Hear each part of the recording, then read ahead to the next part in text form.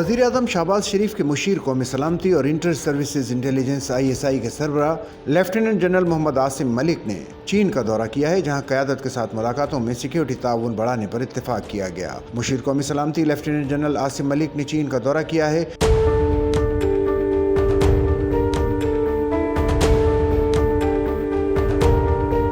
जहां उन्होंने शंघाई ताउन तंजीम SCO की सलामती कौंसिल के सेक्रेटरीज के इजलास में शिरकत की। मुशीर कौमी सलामती ने इजलास में आलमी सूरत हाल और अमन सलामती के लिए पाकिस्तान के मौक़िफ़ का अयादा किया। लेफ्टिनेंट जनरल आसिम मलिक ने दौरा चीन के दौरान चीनी क़यादत से भी मुलाकातें की और पाकिस्तान की जानिब से पुरअमन हमसायगी का पैगाम दिया। चीनी क़यादत के साथ मुलाकातों में सिक्योरिटी ताउन बढ़ाने पर भी इत्तेफाक किया गया।